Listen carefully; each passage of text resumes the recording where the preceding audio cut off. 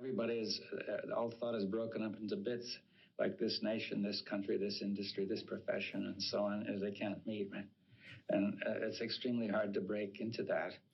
Now, the second, but that comes about primarily because thought has developed traditionally in a way such that it claims not to be affecting anything, but just telling you the way things are.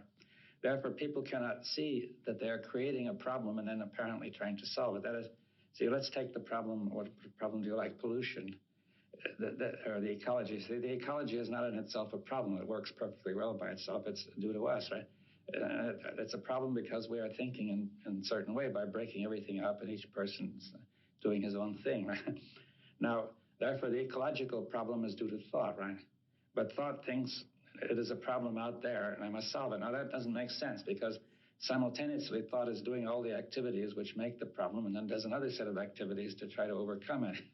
You see, it doesn't stop doing the things which are making the ecological problem, or the national problem, or whatever the problem is. That I tried to measure a little shore over around 200 times, and I never reached to measure the reality of the coastline. In fact, I reached only the understanding that what I was actually measuring was defining myself more than actually what I was trying to define, that it was defining more the tools that I was using than the coastline that I was trying to encapsulate. So the first thing we have to do in the long run is to look at our whole way of thinking, which has developed over so many thousands of years. I don't think it was the original way of thinking of the human race at all, but for many complex reasons it came about.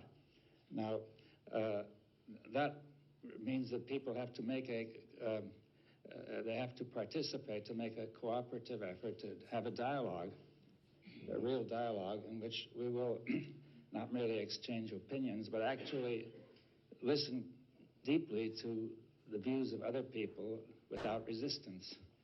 And we cannot do this if we hold to our own opinion and resist the other. It doesn't mean we should accept the other, but we have to be able to look at all the opinions as suspended, as it were, in front of us without carrying them out, without suppressing them.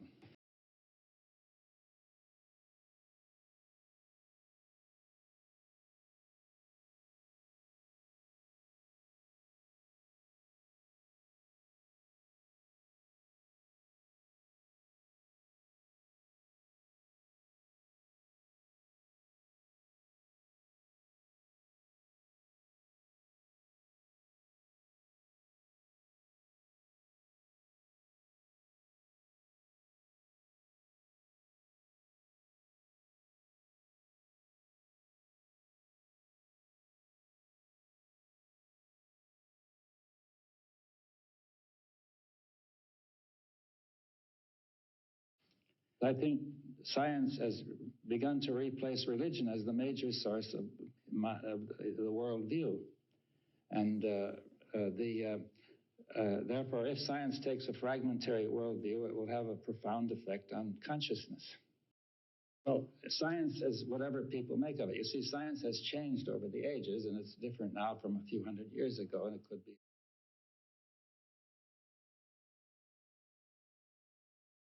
Hello, hello, hello.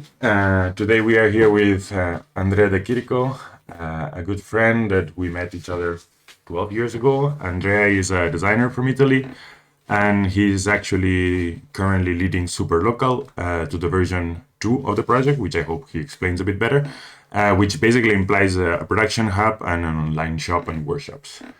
How are you, Andrea? I'm thanks. And you? It's good. It's good. It's as we were saying in the quick chat up. It's raining in Barcelona. Feels okay. It's not extremely warm, uh, but Mediterranean people always want a bit of sun. So I'm not sure how I feel about it. You said Yeah, that the same here. you said you're in Rome, It's right? raining. I'm in Rome, and actually the weather is very rainy these days. But yeah, in a way, it's good, no? As we were saying before.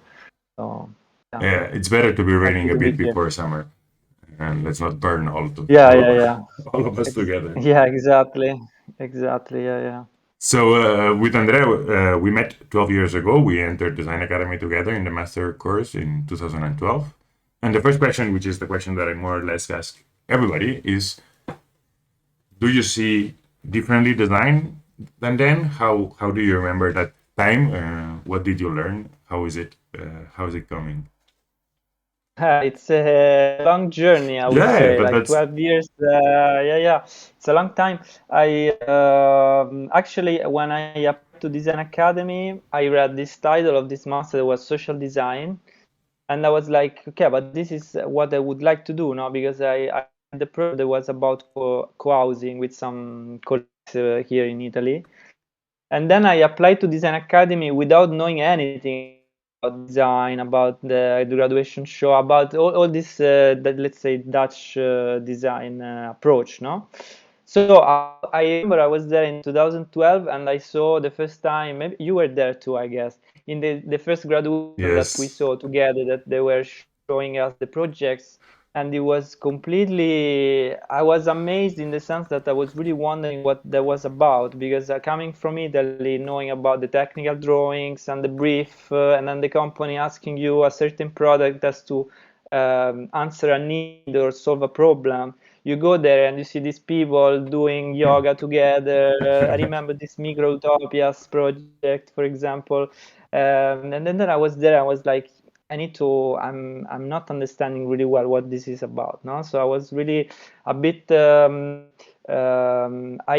was thrown in this pool of Dutch design, and I was the youngest It's of the true. old master. I remember also I was 21, 22, I don't remember, but I was really yeah, it was quite of like a strong impact, no? And then everything was really nice, but hard also. And then I had also, yeah, it took me 1 year more to finish the studies. And I remember also that I decided at some point that to that I had to, I don't know, to keep up, no, to understand what this Dutch design was about, to learn about these designers that were there in Belgium, in the Netherlands, and I was passing some days like also studying what they were doing, trying to understand also the what all this thing was about, no? And in Italy, you know, this like design is very much from art, and then there's this discussion: what is art, what is design, what's the difference, blah blah blah. So there, like from an Italian traditional perspective, it's like more art kind of. Even though after some time, maybe what I learned in 12 years that it's not always important to give definitions to things, no? Because So in the end, no, what how do you you mean? said you define yourself as a designer right now. Are you Yeah, happy? actually, yeah, actually, this answer that I gave you was also because I don't know, because some people they ask themselves, designers, design artists. I come from very much like a family that it's very much about art, no? And so like when I design, or even before Design Academy, when I was 18, I wanted to do something different from art. So my idea was really to take the distance from art. Then find yourself in indoor, and then all of a sudden you kind of get back to it, no, in a way. And now I'm kind of, after 12 years, and now I'm 33 almost, and I'm trying to, how to say, to reconciliate with the art part of myself, and therefore also my family. So in a way, I'm also something in between. I'm not Of course, you're not traditional I really artist. like, yeah, nor a traditional designer, no, because Yeah. I'm not working to, yeah. So where are we, So Andrea? Where are we? How do we do this? yeah, Ah, where are we? Yeah, it's a good question. I don't know. It's I'm a bit I'm trying to do things also without asking too much what is it about. No, it's like I'm trying to do things that I like just because I like them, without trying much to find like a context for them. Because also in this social design or sustainability, kind of field. Now I speak in a general terms, of course, but sometimes also for personally for myself, there is a I set so many limitations in terms of designing objects, making projects and stuff.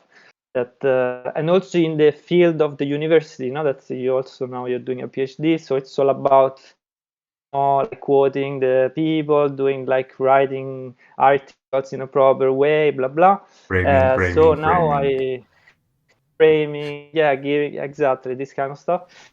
And I was also a researcher in the university some years ago, and so after that I really had the need to do things. Some people would say that this would be more like an artistic approach, but also do things more for the pleasure of doing them, no, without asking yourself, okay, what's the best material, what's the best, what's the most more or less impact, blah blah blah.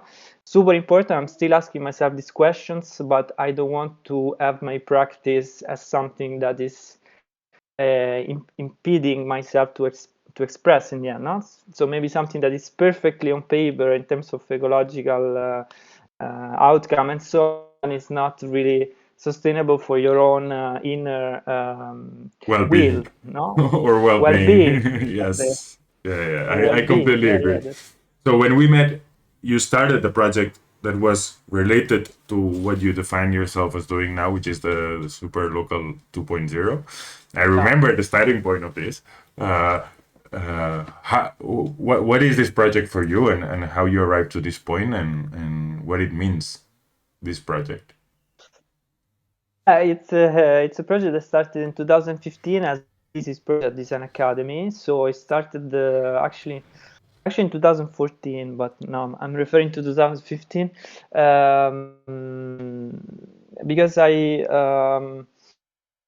wanted to, yeah, I had these two fields in my work. The one was like my fascination about craftsmanship and about objects. So in a way, some people, also journalists and stuff, they would say more traditional, let's say traditional approach.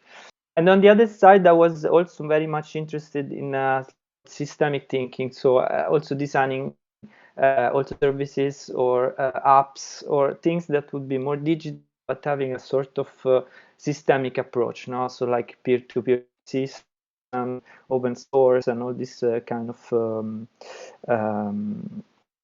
this kind of approach. And then with Superlocal, in a way, I didn't plan it, to be honest. But then afterwards, I realized that was a kind of hybridation of these two worlds, no? So it was in a way kind of frame. Actually, maybe it's worth saying what is it about. So Baby Superlocal, it's a project that speaks about that is questioning actually the possibility of producing daily life objects locally. So what I've been doing for these last 8 years is going around Europe, mainly into urban contexts, and there I map materials and craftsmen that are active and present in a district, so in a short area. So people that are basically sharing a context. Okay. And then after mapping them, then I let's say I connect them. So I pick a few of them in terms of craftsmen, also materials, and I make some daily life objects that are 17. So I'm speaking about tables, tools, hair dryers, a fan. Then I have carpets, mirrors. Well, I mean everything that could be made on a local basis, because we are also well aware of the fact that not every object can be made through the system. Like for example, a mobile phone, for example, having such a variety of precious I metals think and a that that's a bit too complexity. far. Yeah, that would be also lithium, for example, for the electric batteries is mainly present in South America. So there are also some materials that are also present in just a few spots in the world. So we envision a sort of ecosystem where objects produced locally coexist with objects that are globally made in a more mass production kind of environment, and they reinforce each other. So after we make these objects on locally, we organize also events and workshops that I call also production tours, to make people experience the making of these objects, because we feel that knowing the story of and also the production story of the object that we use daily basically encourages a better understanding of them, and therefore better awareness of the object that we are in contact every day, no? And also because I think somehow there is a need to how to say, to build up this link also with the object that we use. And I guess also, like, that's, I know that is not gonna happen for all the participants of my workshops, but my will would be that through this day where you spend making this object, then this object is something that you care about. So probably maybe you will tell yourself, okay, this object was made in this way in this day that we visited this workshop, we met this craftsman. I also learned how to I don't know, to CNC a piece of wood. So it's really relevant for me. A very key point is that the participants have an active role into the making, because sometimes craftsmanship is also about, like, there are some exhibitions with craftsmen like showing techniques and people are just watching them. But sometimes it's dangerous of, let's say, simplifying also fields so diverse, so complex. It's so important, the one that is about making things. And Lately, I'm reading. Yeah, sorry. no. Say. Don't worry. Because I think, like, a very important, for example, an important person in that developed this practice around the beauty of making things. It's William Morris in England, at the end of 19th century, that also then gave birth to the arts and crafts, as a sort of opposition to the industrial revolution that was happening in England back then. So it was really about let's say, the fun and the beauty of doing things manually. So it's something that I feel, even though I'm not against it, but there is also the automatization of the production processes, the robotic arms, and all these beautiful things. But I think also that objects are made by hand are here to stay. So it's something that is as old as the human being, in a way, no? And also what we are trying to do also here, not trying to do like a binary thing, so doing either handmade or highly automated products. We try to combine in my practice, like, digital techniques and traditional ones, because I think by the hybridation of these two fields, we can open up much more possibilities in terms of manufacturing. Yes. There are many people that are working that also our common friends, no? Like, I don't know, I think about or Amandine David in Brussels that is doing this nice project about 3D printing and knitting. So we're trying to merge these two worlds, because I think it's much more, it's giving, is how to say, it's broadening the spectrum of what's possible, let's say. And that's, I think it's really what design is about. So design is about broadening the spectrum of what is possible. I will write that down, Andrea. Yeah. No, but I think. Yeah, for me it's really about that. Yeah. No, but it's true. It's I mean, theory. especially in this in theory, yeah, and in the social context also. But when you work in these kind of environments, do you consider, so how is the collaboration initiated? Let's say, is it something that comes from you? It's something that you say, okay, I don't know. I know that you did one in Alcoba, or you did one in. Are these self-initiated, or it is somebody that calls you? How does this process happen? Yeah, basically. I guess that they are very different, also. Yeah, they are very different. But what's always the case is that somebody's calling me. So I found myself being in places that if I had myself to decide where to go, probably I wouldn't have decided these places. I also let things up, sometimes they ask me, like, what's your plan, I always answer that I have a sort of vision of what will come, like, in a long term. But then what's in between now and the long term, I also let things to drive a bit the stuff, because the more you plan things, the more then you will find yourself struggling and seeing that things are they're not as you planned and stuff. So and also another point that is important in my practice is that wherever you are, you can make something. So I also live with the idea that wherever they call me, I'll be able to deliver a product in the end, no, a daily life object. So yeah, it's very diverse. Usually I work with universities, with museums, with maker spaces, also in Spain, by the way. Where did you Maybe you work in know Spain? Maquia tu Vida, no? Yeah, In of course. Barcelona. Yeah. They're really nice. Yeah, we did a workshop in San Sebastian in Basque Country. Okay. When did you Uh, do that? 2019, I Okay. guess, or 18. Yeah. I also for example, with the University of Navarra in Pamplona, we did a workshop last year, and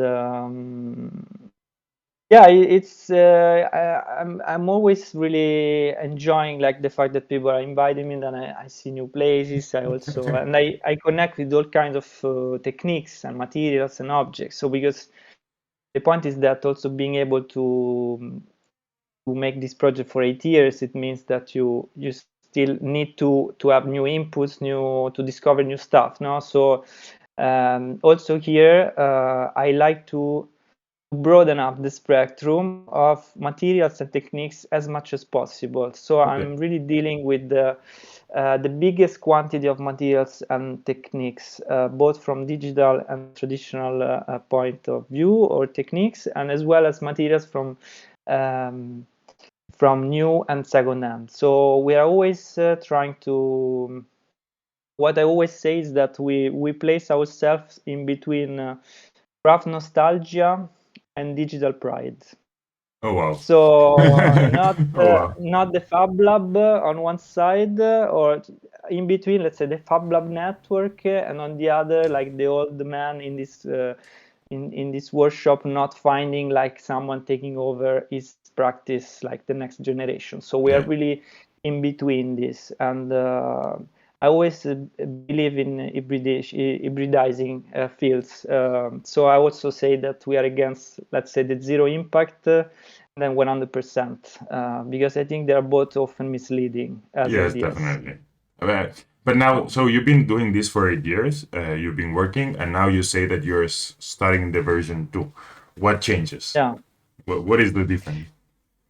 Yeah. It's actually I'm really happy now that I'm starting this version 2, because I've been going around for 8 years from city to city and countries eventually in Europe, and which is really nice. But really, the point is that you go there, you build up a network, you map everything.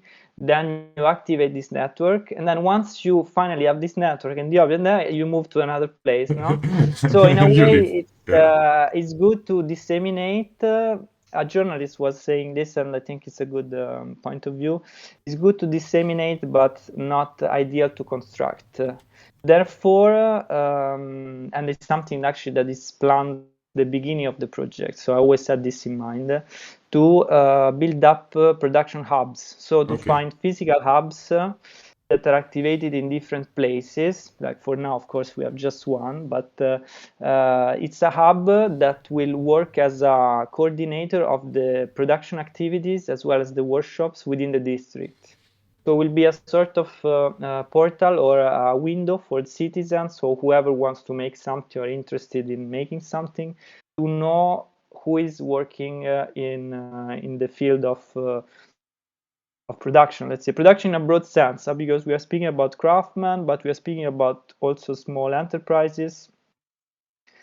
Always thinking about Italy, to be honest, even though this country, let's not speak about this country, but the point that I just want to say is that Italy is really much based on micro and small enterprises that have a very highly how to say specification about expertise, no, about objects about techniques.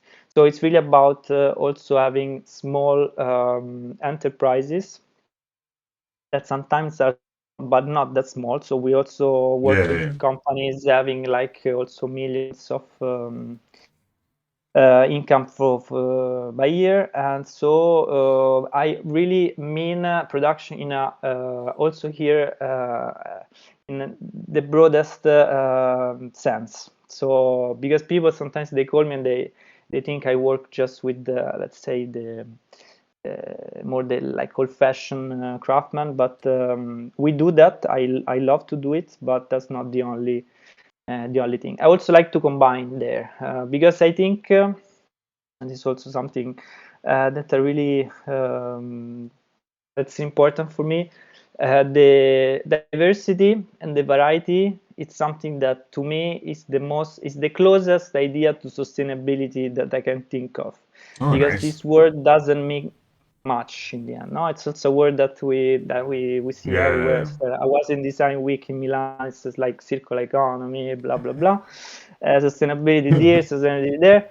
But then, to me, my personal definition of it would be the variety of, now also diversity is a word that I cannot say anymore because it was emptied of this meaning because it was abused. No, it's but so let's say we that. will never. I mean, if you keep like forgetting words, we will never use any. I mean, that's the whole problem of it.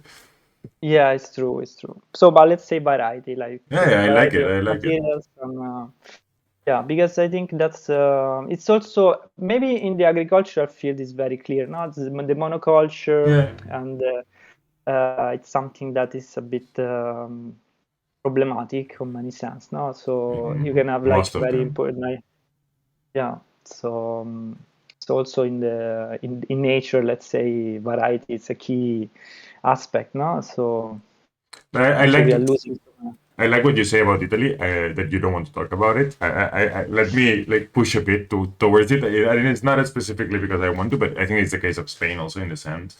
It's like small producers where they have like little workshops that they are very specialized in milling whatsoever, or in so in like in a kind of a semi-industrial way.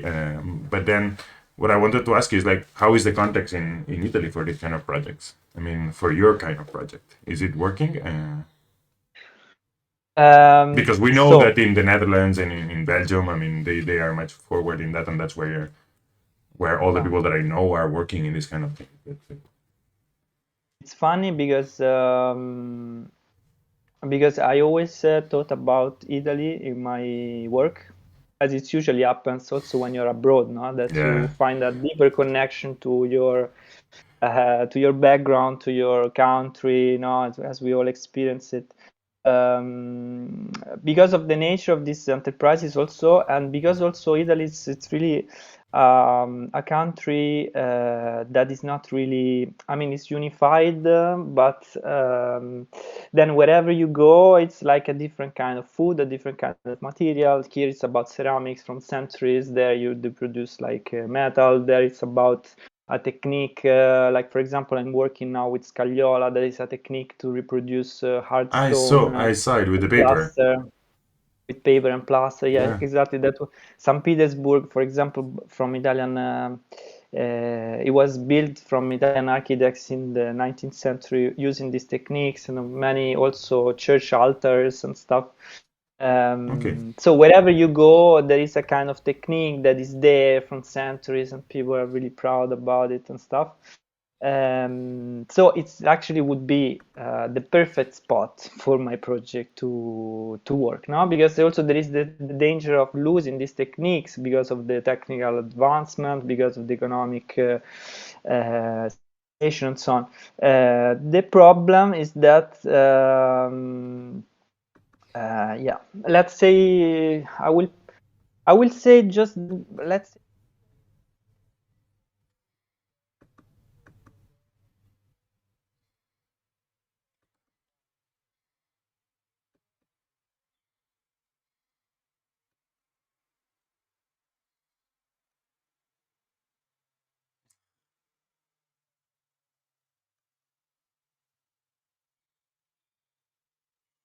They have the what? The Minister of Made in Italy.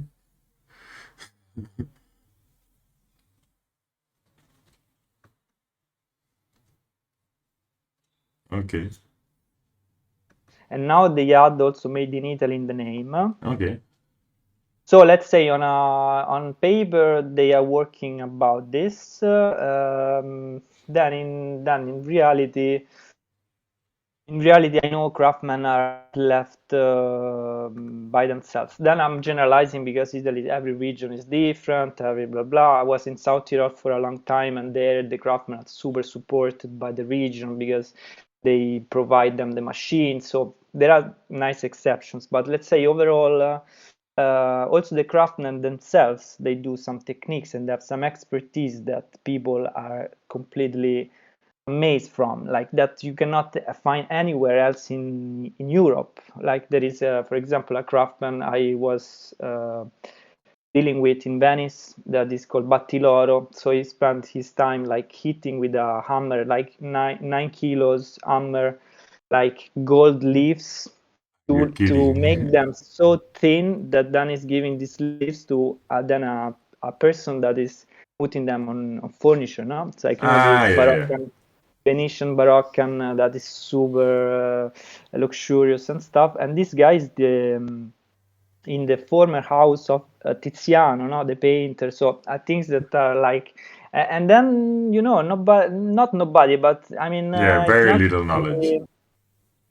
yeah, very little knowledge. So I'm trying to, let's say, to tell them how good they are and how they should be proud of what they do, because when you go outside of Italy, everybody's very admired from what we do also in the Definitely. field of craftsmanship, but not just, but yeah, let's stay just in the craftsmanship field. And uh, I mean, we also the parts of Volkswagen, they come from many times from Italian craft. Like, I mean, the all the brands from fashion, the shoes, the bags, like It you does name it. have a strange opportunity there because at the end you have like these huge industries in all the senses, and then. But I guess that it happens. You have to put money in somewhere, and political decisions are one way or not the other. Yeah. I mean, in theory, now that we have this right-wing government, that's maybe like they should be even more nationalist, not? So in theory, the right wing should be even more Yeah. inclined, not to support this kind of. Also, Mussolini or the fascism was really about also be able to produce everything within the country. So I don't know. We could. I'm open to have maybe nice surprise. I don't know. We'll see. Yeah, a big surprise. That definitely it would be. But Yeah. I think that when you talked about schools, you talked about institutions, you talked about museums, galleries, you talk about all these things. Uh, and also, I guess that in some sense, there's also craftsmanships or institutions that deal with these kind of things. How do you relate to them as individual? Do you find it easy, or it's how you do it? Like it's because in terms of political, I understand that you have some claims that it could be helpful, but in terms of like lower institutions, it's how does it work? Yeah, it depends. It's really like, yeah, I didn't say it, but I also work with companies. Okay, Sometimes it happens. but that's another kind of Yeah, institutions. yeah. We work for IKEA, for example, Oh IKEA yeah, Italy, of course. 2 years ago, 3 years ago. That I think it's also nice to see. So because sometimes you see also that big companies, they need in a way your practice also to be able to deliver a certain image to the public, to the customers. So that project especially was about reusing second-hand objects from IKEA and giving a new life to them and then selling them.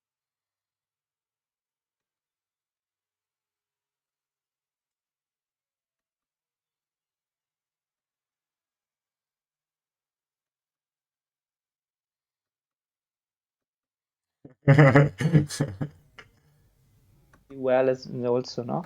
um, yeah, it's a dialogue. I mean, we try also to listen to each other. I like to work with people that are also open to speak or to listen also. I think it's quite important.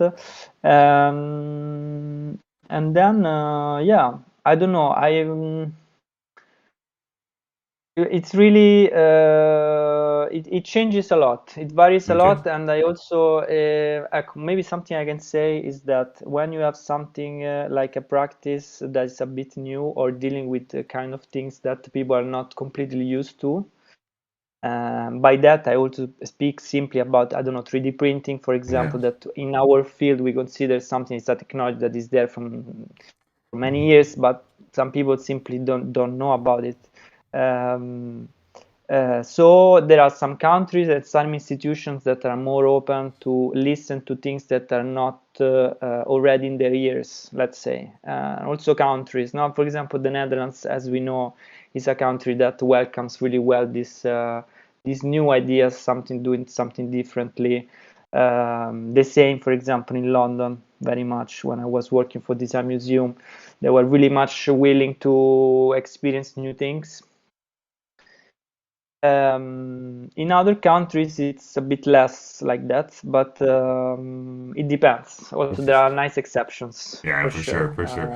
No, but I think Yeah, that what I found is that when you deal with people individually, so as you said, like you talk to somebody, then generally it's nice. When you deal with an yeah, institution, then for me at least, I always found a more more difficult relationship. But mm, it can end up very nicely, or it can then very bad. It doesn't have to do anything with that.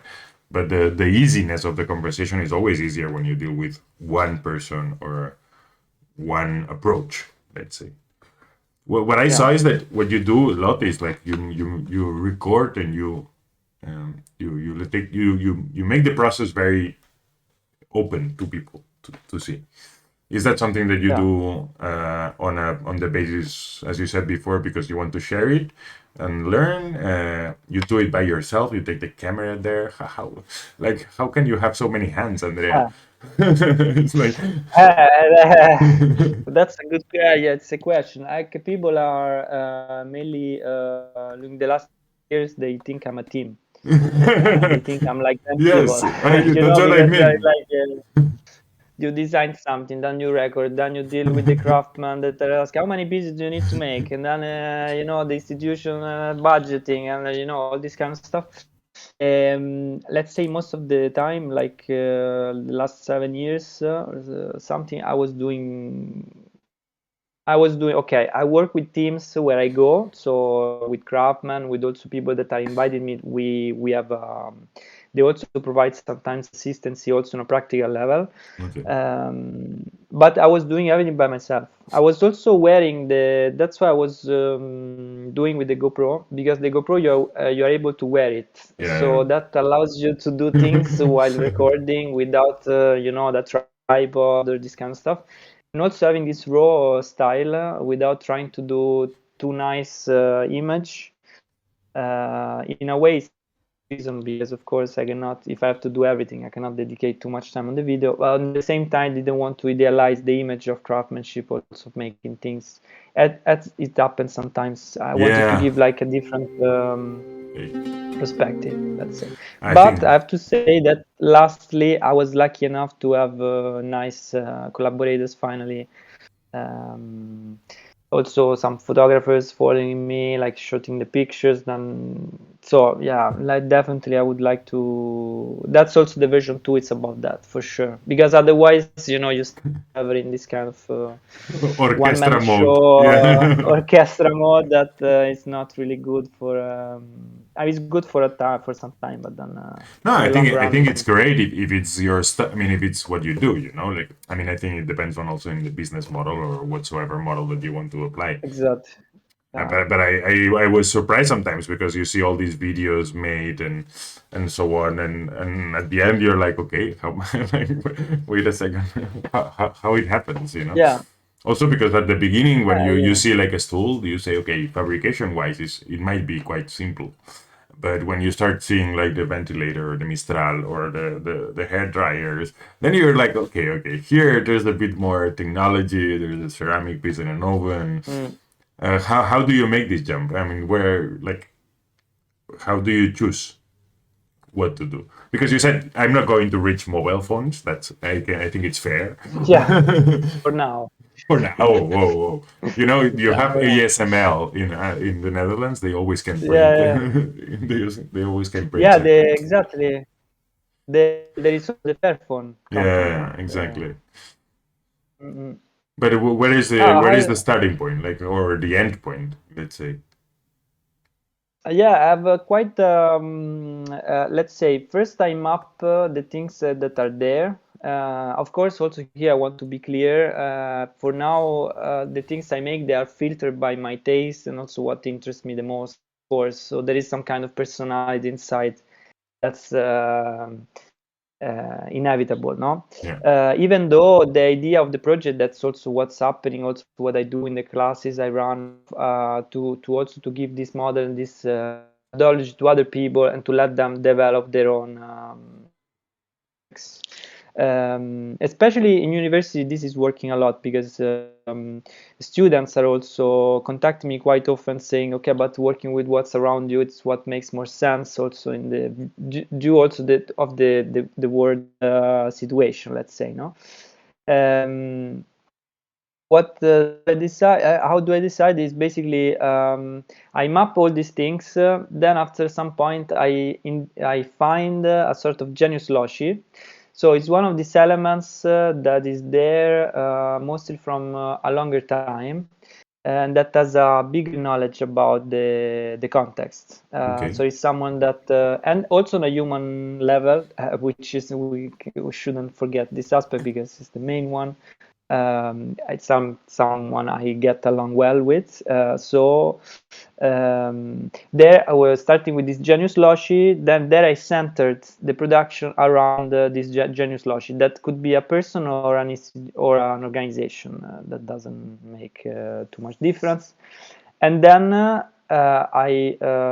once I find this center, I move all the production around this center. So.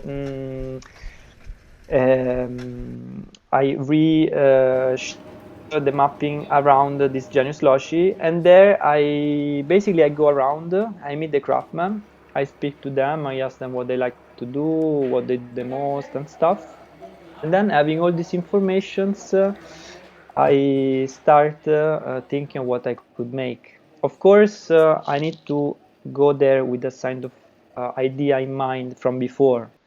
Also, this an important aspect is that all these 17 objects, they are meant as if they would be a family. So Yeah. all the objects that are coming afterwards, they keep a memory of what was before them, in terms of materials, manufacturing techniques, but also formally. It's also an aesthetic point of view. So the fun becomes the evolution of the hair dryer. So Yeah. the grid has the same shape. So I keep a memory in all these objects. So it's a kind of organic movement, or as much as possible, let's say. And then there are objects that are really I find interesting, like a fan, for example, an hair dryer. I think there are objects that are highly fascinating, but that's something that I was asked many times, why an hair dryer, why an hair dryer. There is not really a logic answer. No, it's we make choices sometimes. Also, I could rationalize it. I also did it many times, like saying that I wanted to do an object because back then it was all about toasters. So Okay. everybody was making Ah, toasters. yeah, of So courz, remember, no? the Mark Jesse Twaits, Howard no, and Thomas Twaits Mark toaster. Twain. Yeah, exactly. But also open structures. There was this Yes, toaster. exactly. So I wanted to do something that was having like a similar technology, also in terms of complexity. So it's very similar because there is a resistance in both, but then there is a fan in the head dryer to blow the air out of the object. And but then this object was related also to the self-care, to also to aesthetics in a way, no? So I wanted to do something that because my goal was always to do something that would show that sustainable objects can be also objects that are also placed in a kind of aesthetics that is about luxury, for example. So because I see sometimes, this is something I always speak with colleagues about this, that also design week in Milan. Mm-hmm. There's this interesting opposition between galleries selling very expensive objects without questioning anything about how they're made. So you don't have a kind of information. Nobody's asking them. Yeah, yeah. And then in a venue that is maybe 300 meters away, you have objects that are a bit with this kind of, sometimes with this clumsy look, but that's look at this about sustainability, and then having this sustainability aspect means that then formally they can also be a bit not really speaking to a public that would buy them, no? So, Yeah, and I think these two fields could dialogue really well, no? You also spoke with some people that are showing that's that's also possible. this restaurant that Yeah, you yeah. did with the Lucas in Madrid. That's a super nice project showing exactly what I mean. Yeah, thanks. So yeah, it's possible. It's what I'm trying to do. And the head dryers is the dryers are also in terms of materials, in terms of shape, they're also speaking a language formally. That is not about reusing pallets, for example, or Yeah. these kind of usual things that I also did many years and I love it. But I feel sometimes it's staying a bit in the field, so it's not really helping to grow also the interest around these topics. No, because if we are just between ourselves saying how interesting is what we do, it's good, but then we stay in our bubbles. No, Yeah, I think that we stayed in yeah. a bubble for a while. Let's say the bubble of the what we call in between ourselves the bubble of Eindhoven. I think that it makes Yeah. sense to look at other bubbles and to try to, as you said before, heal ties and see what it can get. What we found with Lucas with that project is that a lot of people is very interested, but at the same time is since people, as we said at the beginning, needs labels to understand, they find very hard to fully label the space. So therefore, you end up in conversations that are actually more interesting than what I would actually suppose, because then you enter in the conversation of whether, in your case, what you were saying is this luxury or not? Is this why you think luxury is as it is? And to me, at the end, this kind of conversations is what that drives me most at the end, rather than anything else. It's like, I mean, having a table that is made out of pallets, okay, fine, done. I mean, I've seen 200 of them. Mm. It's nice. Yeah. Also, Pita and Egg, for example, Yeah, exactly. I is mean, doing that now. It's doing transforming the recycling of pallet into a next level, to an object that is also in fancy.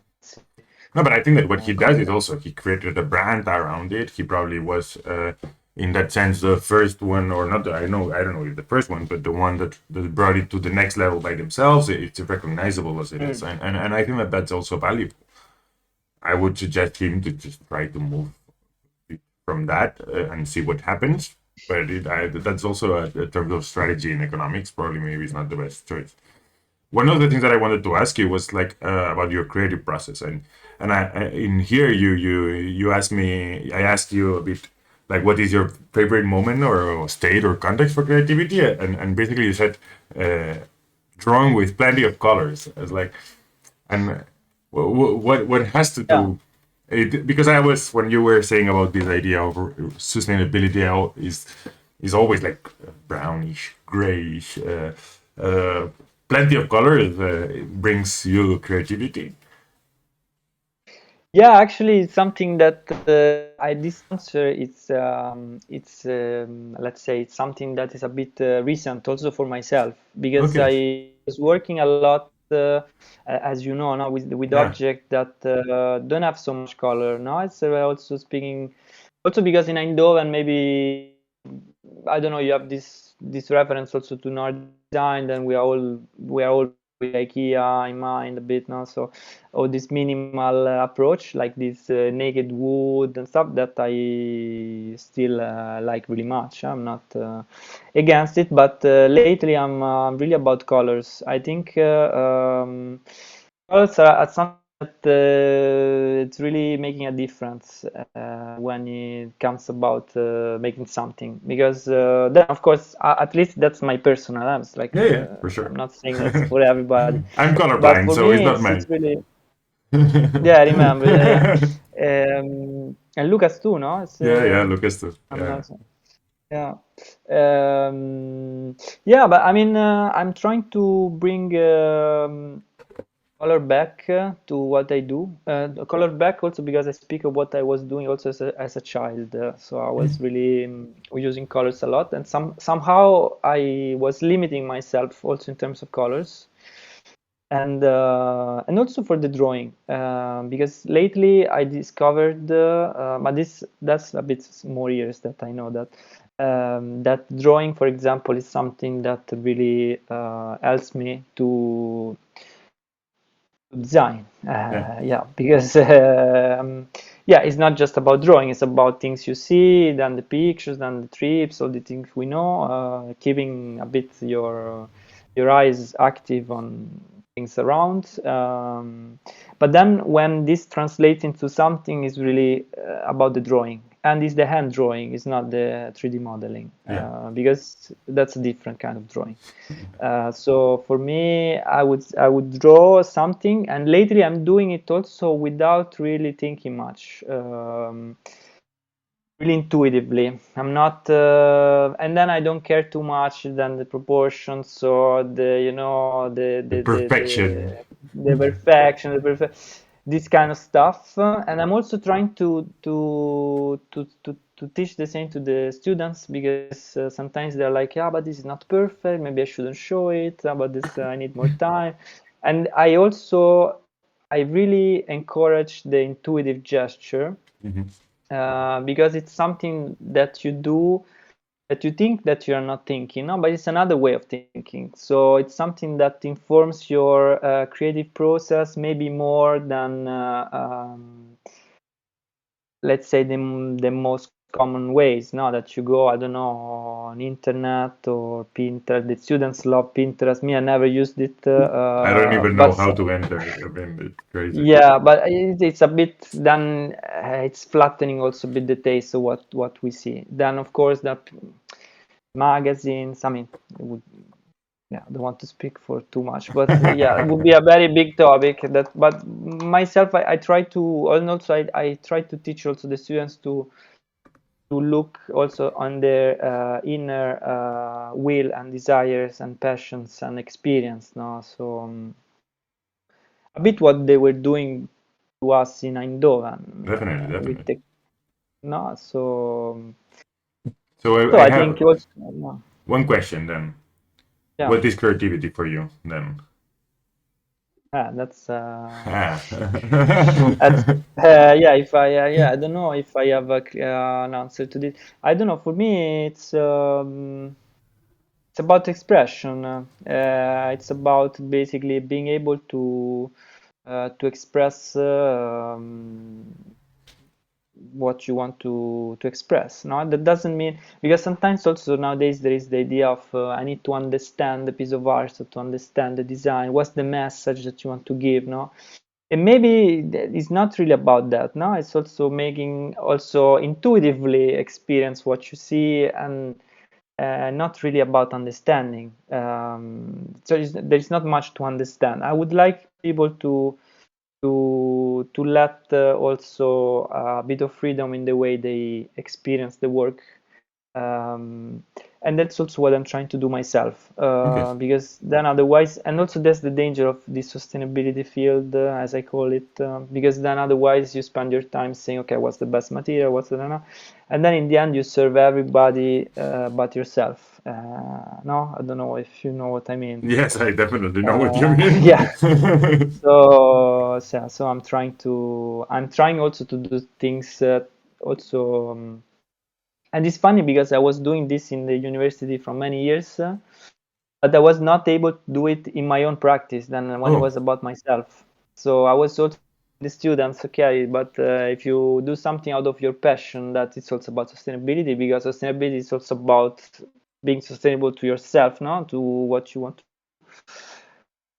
But then in my work, that was a bit hard to, especially because we always like, you know, when you look for fundings, for example, you need to fulfill some requirements, and then they ask you this, and then they ask you that, 4 megabyte, the limit. So then you tend in your work to become a little bit like too restricted, no? And I really encourage this. The version 2 would be about really letting also freedom. Is there going to be a bed in the version 2 just for me to sleep in while I work there? Yeah, of course. You know there is a bed, no? You saw it. Yes, Yeah, yes. yeah. There is a bed for sure. It's a bed that, yeah, exactly. The bed is an expression of what I'm saying. Yes, So it's that's what I something that thought. Yeah.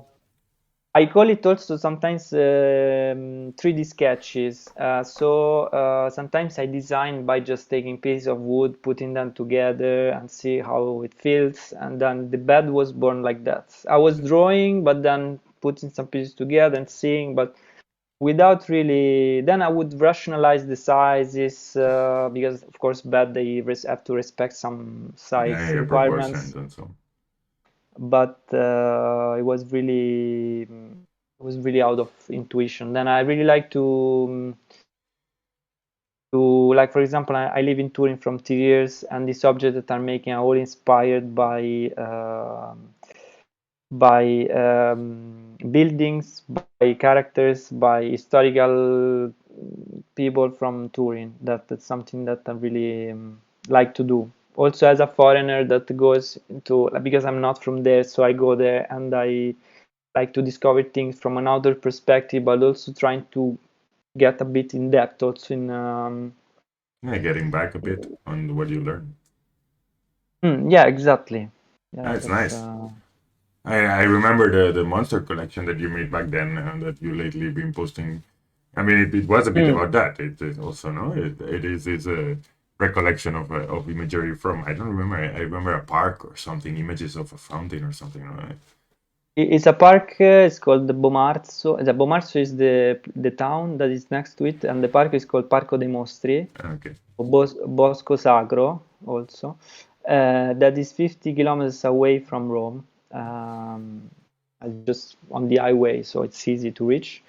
And it's a park from Renaissance. Okay. That's still that was built by, of course, a noble guy from back then that did this park using also sculpting the stones that were already present in the Okay. park. So they are basically, most of them, they are from natural elements that were already in the spot. But like huge turtles, and there are mythological scenes and stuff. And but actually the use and the reasons why this park was born, they're still not clear. So it's a place that is highly fascinating, I think, and I really recommend a visit. But it's like a Luna Park from Renaissance. So there is Oh, like a nice. building that is a bit inclined like this, but artificially. So you go there and you feel a bit dizzy. And then there is a monster that is the main, is the one that is known the most. No, is this monster with the mouth. Yeah, the one And that then you you, go yeah. inside, and there is the tongue of this monster that is a table. It's a dining table where you can actually have a meal. So there is I really like this, also this functionality, decorative, mystical Yeah, I can aspects. tell. I can. I mean, Yeah. I think it was back then to do something like that. You had to be quite a creative mind at least, and outsider Sure. probably also. Like, Yeah. you know, I mean, back then making was very much on production and crafting something for somebody else, not like a random. And it's nice. Mm. You were talking a bit before about references and you don't like Pinterest and blah blah blah. I asked you for a reference outside our world, and you gave me a beautiful one, what I think it's a beautiful one, which is the do the right thing. Why did you Yeah. choose this one? What does this one, for example, tells you, or where it brings you? I don't know. Yeah, that movie, I don't know, it's a really life-changing movie. I don't know, it's something that I really like.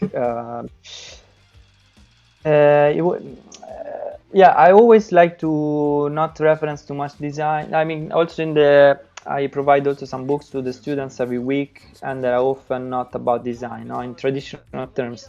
Now, saying this, it's even a bit, because it's about transdisciplinarity, that now also it's another abuse term. So yeah, I wanted to give some references, but I thought it was a bit like, I don't know, the mushroom of the end of the world, Yeah. Not Singh, or the Cthulhu Shenef, Don Haraway, or of these kind of things. But now they are almost became design, because every designer is speaking about them. So it's not, it's from out of the, but somehow there was included in the field. But I try to be a bit more personal in this way, because I'm really, as you know, I'm a big fan of hip hop. I know. That now turned recently 50, no? That's also became adult as a As a music. as a yeah, with the Super Bowl exhibition, that was a kind of in point, of this hip hop history. And I think that movie speaks a lot about the variety also of these communities that would share the same district, so live next to each other, and then this would create different situations, sometimes with happy endings, sometimes with very sad ones. But for sure, also my own project, my own practice as Superlocal was really much born from a kind of hip hop vision, in the sense of, now hip hop, of course, now every in the mind of everybody, it's all about richness, necklaces, gold, and stuff. But to me, it's also about a kind of deep link with the context where you are acting, and also reconnecting with what's literally around you. That seems a bit banal, maybe, I don't know, but No, no. sometimes we tend to, I don't know, also with Amazon and these amazing tools that we have, sometimes we don't know what's next door, no? So I think that movie, for example, is a good example of people really leaving the streets and leaving Yeah. their district, and their universe would be really about these two streets where everybody is like from all kinds of countries, all kinds of backgrounds, and everybody is coming together in a way. And I mean, yeah. diversity with what they have, it also Mm. brings somehow chaos and a bit complexity and contradictions. But I think it's nice. I really liked when I saw it, because it's a movie that I saw it. I don't know how long ago, but I was like, okay, I will watch it again. I will watch it again. So to be honest, I Yeah. now I will bring you my point of view, and then I because basically one of the questions I asked you was your favorite meal, because basically my references at design is actually cooking. So you say that your favorite meal, which I never tried, to be honest. I tried bread, No. oil, and anchovies, which is very dear to me, but I never tried bread, butter, and anchovies. And I Yeah. think that but does it have something to you? Like, do you think that food and design has something together? I mean, I have people that said yes, and some people that said no. So this is a sort of a poll. Ah. Yeah, I think they share many aspects. Like, for example, me, I'm speaking about local production, no? And Yeah, for many years now, there is the 0 kilometer approach into food fields. I know, for example, I always say that in the food, as everybody is eating, we feel more concerned maybe about the food that we eat more than the table where we're eating it, no? So my idea was really to enlarge the picture of having perhaps restaurants having 0 kilometers food, also using 0 kilometers furniture, because to have a kind of complete overview. In my practice, I don't deal with food directly, no, of course. but I think there are many, like the kitchen is a workshop, no, in a way. And do you like to cook? I don't. It's not. I like to cook, but it's not something I would. I don't know. You know what I mean. Like if I have to cook, I do it. Sometimes I really like it, but it's not something. Oh my God, I Okay, really okay. like. Yeah. No, because I think it's clear. I mean, since these talks have been happening, so people like Lucas said, yeah, I love to, and it's also like when I mean, as you said, no, the kitchen table is a workshop, so he finds himself like mixing elements. Then people like Maria said, like, no, food has nothing to do with design. Okay. And you're like, okay, but I don't know if it's because of culturally, and that's something that as you said, context matters a lot. Yeah, for Also, sure. like Zeno was saying that in his work, there's a lot of also food involved, and he sees it as also a material to work with people and as to have discussions. And you were saying it was important.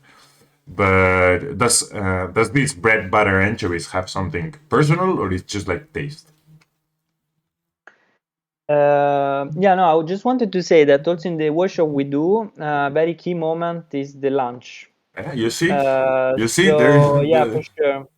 And people, when I say this in northern countries, they laugh because we have a different consideration of the meals. Yeah, yeah. that's something. It's also cultural for sure, and for sure, Spain and Italy on that we are quite on the same level. Um, and sure, yeah, it's. I didn't want to say haring, but also it's something I Oh, love. It's something I I completely. really I'm love. in love with also in the Netherlands when this night's the best food ever for me. It's like something that is really energetic. Also, if you feel that is good for you, it's then it's not really a dish, no. Also, bread, butter, and anchovies it would be like a starter, or Yeah. also in the morning is really good because it gives you like good energy, and like blue fish is good for. It's a personal. It's something that when I was a child I didn't like. Okay. Then at some point I switched, and I love it. It's something I because like in Italy also we have close to Salerno as back again also manufacturing also food. No, there is this place it's called Cetara in southern Italy that is really about anchovies. So they do also la colatura di Yes. alici. That Okay. is just Yeah. so yeah. Also in Venice there is a big tradition of. For example, pasta with The anchovies, and anchovies. Yeah. it's a food that I think is very poor traditionally, so it's something that is not expensive at all, and it's highly available, and Yeah. it's a good taste. And Lorenzo is here. He says ciao, guys. okay, okay. Hello, I don't see the. I can Okay, share it with you if you want. But he's just okay, but saying. hello, Lorenzo. Okay, We'll talk I with saw him him in soon. Milan recently. Ah, yeah? Mm. You saw each other? Yeah, yeah, yeah, He's in Turin, yeah, he because says. yeah, he's from Turin actually, Yeah? and he organized these talks for the Adi Museum in Milan, and we met there a few weeks ago And after he's many now in years. Turin, which is a strange place to be. He's always everywhere in the world. So. Yeah, but he told me he comes back to Turin Once a once a yeah, he month or does. something. He tries. Mm-mm. I hope everything is well done, Lotte. But I wanted to ask you something also, like because the other day, so one thing that I'm trying to do is that the people that come here ask a question to the next person, right? You don't need to Okay. know them; it's fine. But the last person, she knew that you were Mediterranean, so you were from Italy, and she asked something that we talked a bit about, and which is basically how can us people from the North Mediterranean, south of Europe, let's say, value more our practices and disciplines towards the bigger picture of Europe. And hopefully Lorenzo also has something to say in that when he comes. But do you think that we have something to do with that, or we will be always the bottom of Europe? Because Ah, but what do you mean in that? What in exactly? in terms of In design, design. yeah, of course, yeah. But actually, Italy has nothing to. I mean, no, I mean, I don't want to No, be a no, bit, and Spain either. But let's but say in the not the he was not aiming for the general design, but more on mm, these let's say peripheral practices of design. yeah, yeah, yeah. Yeah, basically we have a huge tradition of design, even sometimes too huge, because in Italy we have the tendency always to refer to the maestri, no, the maestri of design, that sometimes becomes really a burden to the new generation because they take all the space, literally.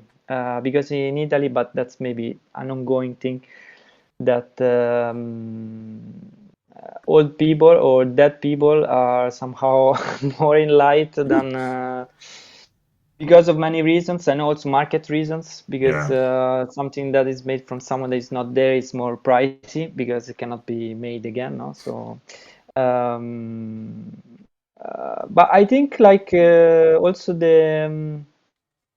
I just share it the so you can see it. Sorry. okay, what I wanted to say. Yeah, now I see. But there are many people. Okay. I thought, okay. What can I say? No, I think we just,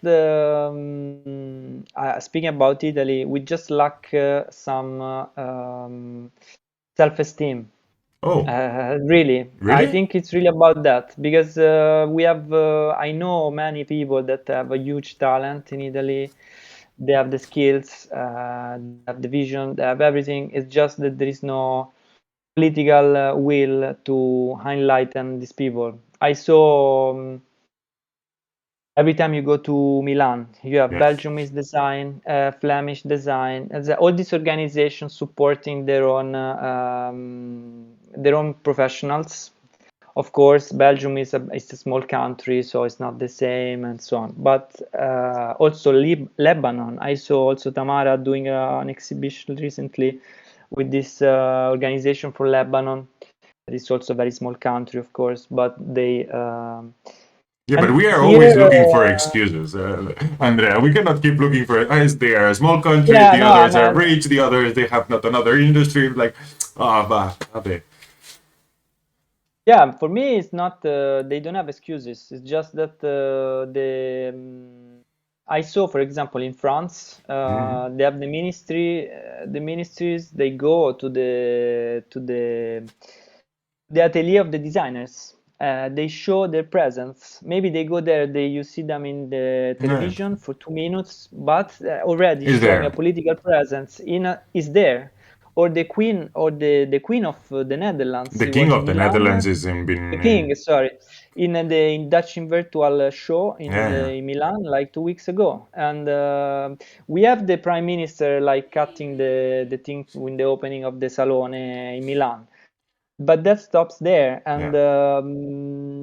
there is really a problem in this because we have everything, but we don't have the political will of okay, saying okay, we give you the responsibility and the how to say, the trust that this young Yeah. generation will do something relevant or And do you think important, or that at least worth paying. Let's yeah. say simply. No, but Yeah. do you think that it's also something? I mean, I am, and that comes from my experience here in Barcelona.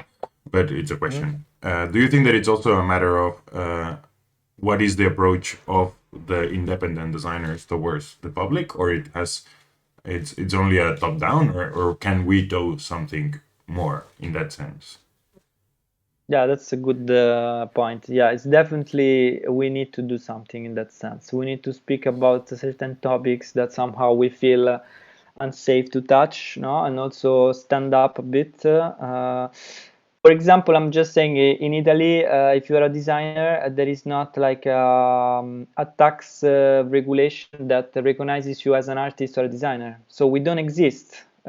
This is something that would change a lot. Yeah, And also in the way we relate to each other, now there is this thing of the social media also that somehow everybody is successful, but we tend to avoid also all the no, all these things that we need to overcome all the time, because we share the same problems, I feel. definitely. I'm sure. No, but sometimes we cannot speak about it because we need to act as if everybody is fine. I would say we need an association in Italy about like sometimes they ask me, okay, what do you need as a designer? Was representation. I need to be represented in a certain context. I need to have a group of people that also do my interest as it happens for every other discipline. And do you If have you have an a art, but do you have a context, like, in a sense of people, other designers that you relate to where you work in Italy, or you think it's also missing that context, or it's just that you're not organized? Let's put it there, just to be.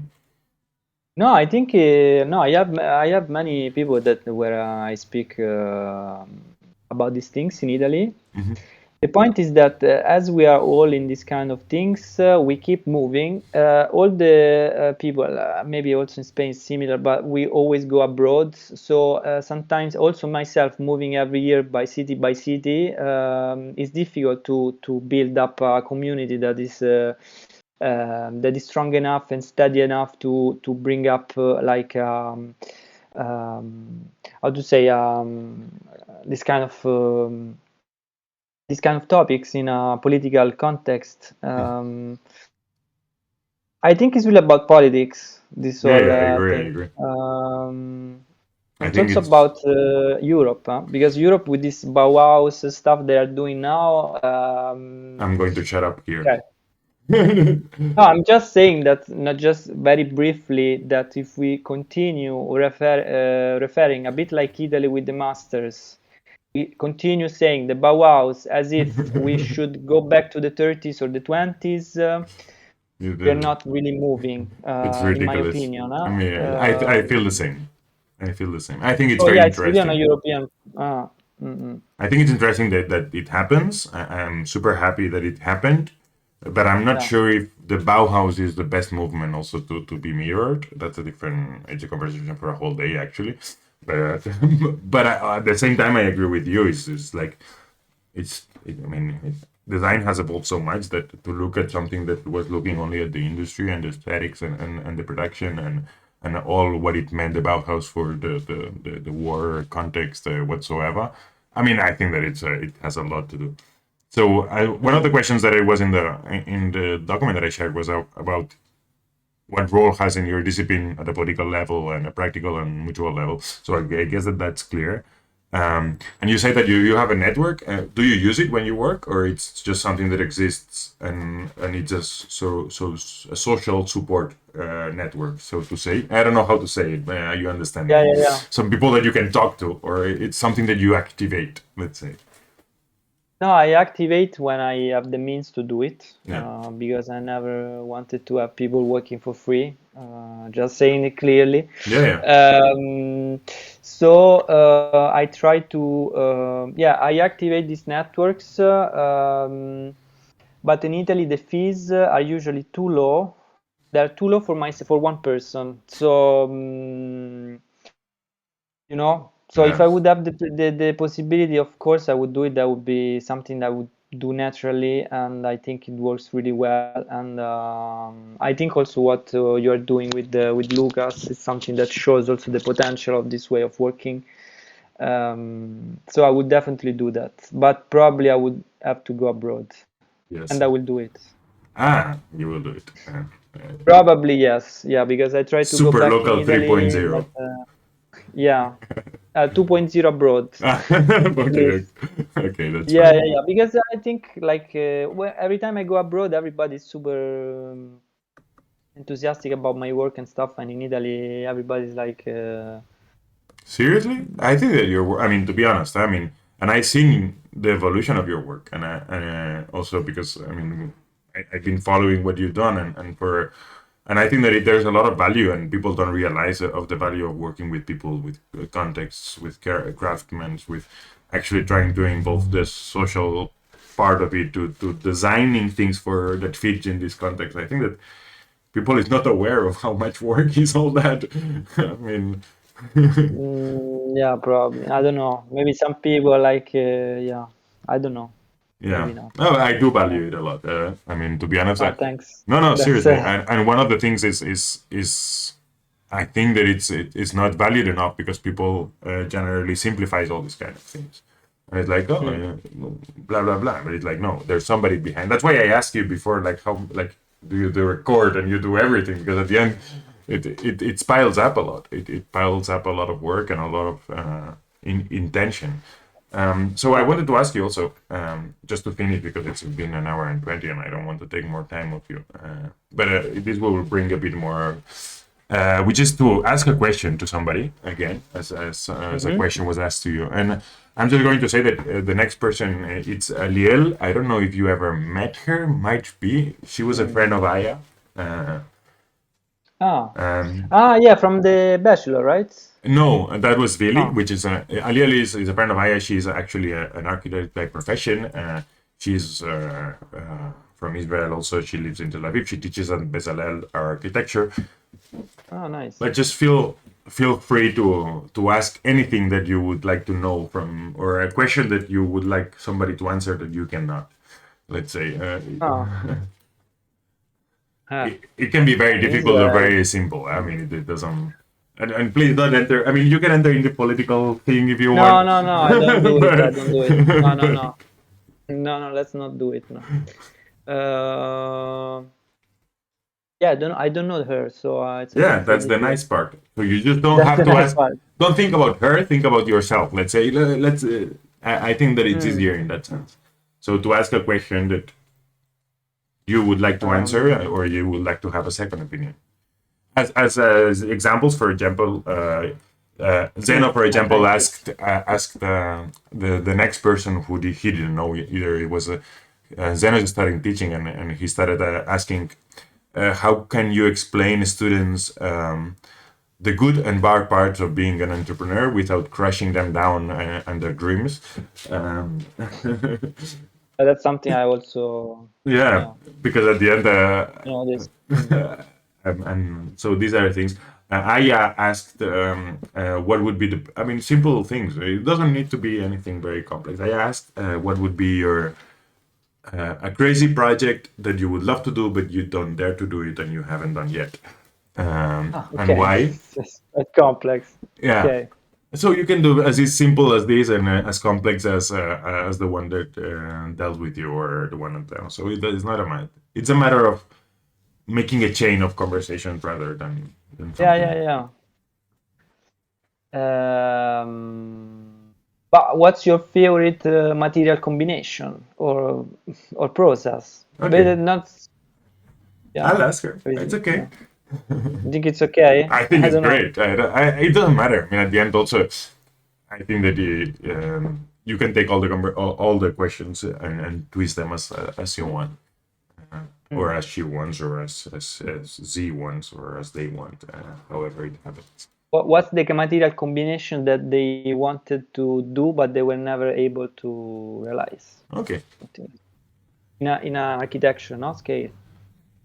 Yeah, let's see. I will ask her. I think it's very nice. I just wanted to thank you, basically, Andrea. Thank you. No, thanks. It's been probably like 10 years. I don't know if we saw each other afterwards in Milan. We saw each other in Milan at some right. point, but I don't remember it when. was 6 or 7 years ago, I think. Yeah, it was pre-COVID, so that it's like BC. Exactly. Yeah. It's before COVID. But I hope to see you in person soon, no? Yeah, I hope so. I mean, I know that since you went to Navarre, I'm teaching there also this year, and I will be teaching next year, so maybe there's an opportunity there. Otherwise, what I've been trying to do, and it's something Zeno said, is like that we have to find an excuse to build like an alternative festival where we all go, and that's an excuse for us to meet. Yeah, of course. In Spain, why not? Nice. Or in Sicily to Zeno. Yeah, in Sicily to Zeno, I think that I'm very inclined to do so. Yeah, me too. I mean, but the both work really well for me. Yeah, for me too. Do you have any question, or you want to say something else? You want to sell something? That's your... To sell. No. Yeah, I'm opening my e-commerce soon, so from September I'm launching it. So yeah, okay. I will publish it. I will repost it for sure. Ah, thanks. Yeah, good luck with your PhD, and I hope it was. It was amazing. Thanks. It was fruitful for your research. Yeah, I'm sure.